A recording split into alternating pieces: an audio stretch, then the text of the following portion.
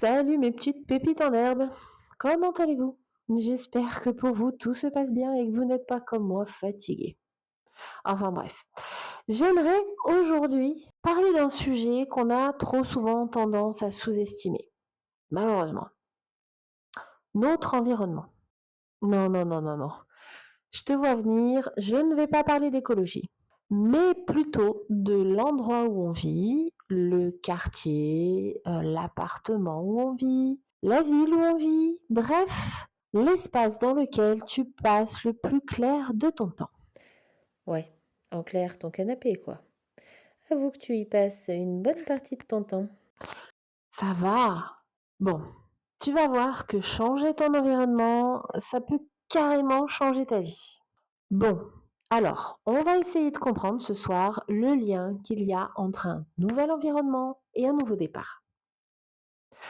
Tu vois ce qui se passe quand tu décides de repartir de zéro? Nouvel emploi, nouveau logement, nouvelle ville, nouvelle relation, voire même nouveau déclic perso. Bah, très souvent, tu as besoin que ton espace de vie suive le mouvement. Sinon, c'est un peu comme se lancer dans un marathon en tongs. Alors au début, ça t'amuse, et puis tu commences à te rendre compte que tu as des cloques et que ça te donne une démarche bizarre. Donc ça sert à rien. Ouais, genre, vouloir devenir une nouvelle personne, mais dormir encore dans tes draps Pokémon de 2017, ça colle pas trop. Exactement. Ton environnement, c'est comme une extension de toi. Si tu veux te sentir aligné avec ce nouveau départ, ben, il faut que ton lieu reflète ce changement. Je vais te donner un exemple. Personnellement, moi, j'ai déménagé il y a quelques mois et je me remercie encore. Parce que crois-moi, garder les mêmes murs où tu as pleuré, où tu as eu des moments difficiles, où tu as eu des épreuves sur épreuves, les choses ont été compliquées. Ça faisait 5 ans que j'étais dans cet appartement-là. Bah, en fait, c'est difficile de repartir de bon pied. Parce qu'en fait, t'es pas dans le bon mood, t'es pas dans le mood idéal. Et le simple fait de changer de cocon, voire même de changer sa décoration, ou même les meubles de place, et ça, il y en a, on est beaucoup à le faire, parce que c'est un besoin qu'on ressent. Ça donne une nouvelle énergie, plus dynamique. Pour moi, perso, c'était comme si je mettais un vrai point final au passé pour écrire un nouveau chapitre. Vraiment, ça a été pour moi un élément très important. Il est vrai que quand on peut carrément changer son lieu de vie, on se permet un vrai changement. C'est très puissant. Alors oui, changer de ville ou de pays, ça peut être hyper flippant. Mais ça peut être aussi hyper libérateur. Personnellement, je n'ai pas changé de ville, je n'ai pas pu parce que mon conjoint travaille ici et que pour l'instant c'est impossible. Mais rien que de fait d'avoir trouvé un appartement qui correspondait plus à nos attentes. Je ne sais pas si vous avez remarqué, mais parfois certains lieux dégagent une certaine forme d'énergie. Alors, il y en a, ils vont dire, mais de quoi elle parle? Vous voyez quand vous rentrez dans un lieu et que vous vous sentez plombée, lourde d'un coup, vous avez comme un, pas un malaise, mais bouffée de chaleur, vous n'êtes pas bien. Ben c'est ça en fait, ressentir l'énergie d'un lieu. Et très souvent, quand on vit des choses compliquées dans un lieu, on dégage une forme d'énergie au fur et à mesure du temps qui s'imprègne dans les murs, dans l'endroit. Bref, c'est compliqué après de se sentir totalement bien, surtout quand on décide de renouveler les choses, quand on décide de renouveler notre propre énergie. C'est très compliqué de rester dans un lieu comme ça. On a besoin de trouver, en fait, on dit souvent, c'est pas nous qui choisissons notre lieu de vie, c'est le lieu de vie qui nous choisit. Et moi, j'y crois à 200%. Je pense que quand on est vraiment dans cet objectif de changer notre vie, d'évoluer et de revoir les choses de zéro, on a besoin de faire un reset aussi au niveau du lieu, au niveau de l'appartement, de la maison, de la ville, du pays. Bref, pour certains d'entre nous, ça va carrément au pays. Et oui, mais c'est nécessaire parfois. Parce qu'en fait, on a soit un pays, soit une ville, soit un autre endroit qui nous appelle. On a besoin d'une énergie différente pour se sentir exister et se sentir en accord en fait avec ce changement intérieur. Imagine, tu quittes ton petit appart où Tu entends sans arrêt les voisins s'engueuler ou t'entends les klaxons constants dans la rue, que ce soit la journée ou la nuit. À un appartement où tu te lèves le matin tranquillou pépose, tu peux aller sur ta terrasse, boire ton petit café avec le petit chant des oiseaux après une bonne nuit réparatrice. Ça change tout.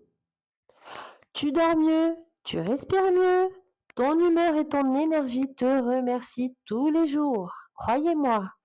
Et tu es enfin disponible pour mettre en place de nouveaux projets. Bon, sauf si tes oiseaux sont des mouettes agressives. Là, c'est pas génial pour prendre le petit déj sur la terrasse. De vraies voleuses, celles-là.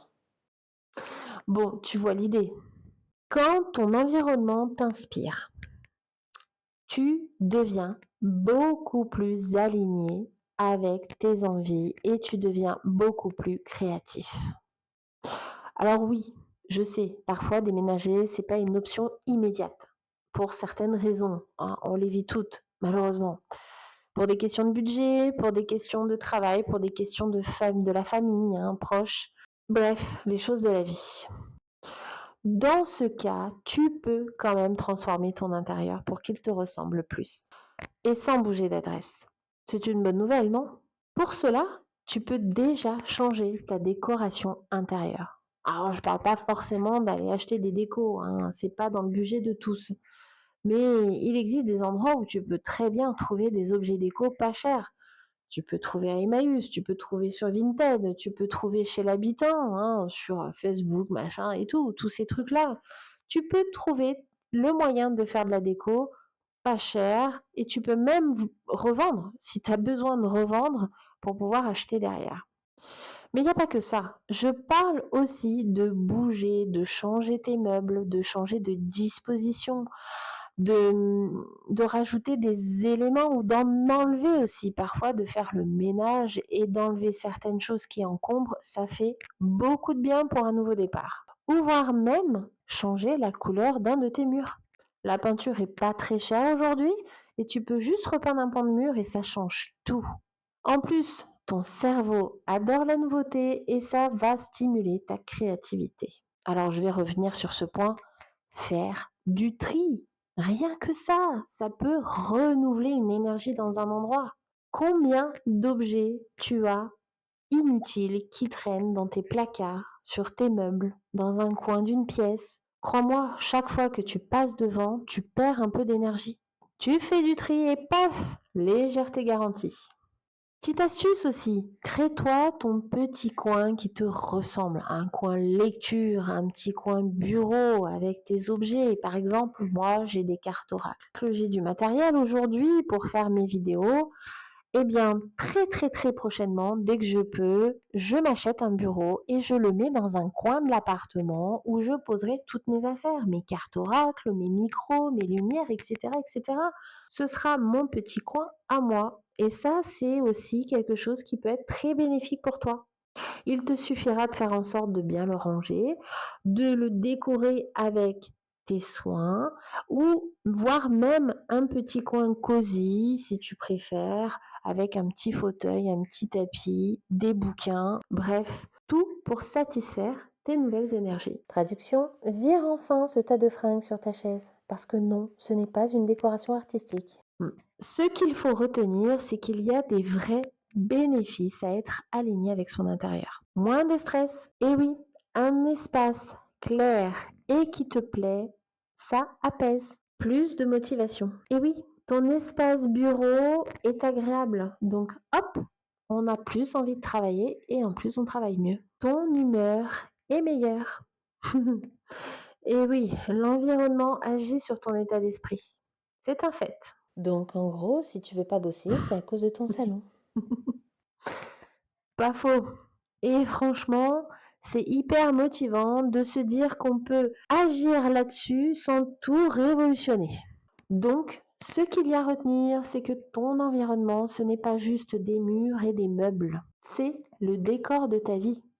Et si tu veux changer de chapitre, bah, il faut parfois changer de décor. Et si tu veux rester coincé dans la saison 1 de ta vie, continue à garder ton vieux canapé moche. En gros, à toi de voir, déménagement ou petit changement décor. Dans tous les cas, Prends soin de ton espace parce que quand on s'y sent bien, le reste suit. Bon, dis-moi en commentaire quelle est la première chose que tu voudrais changer dans ton environnement. Je suis curieuse de savoir.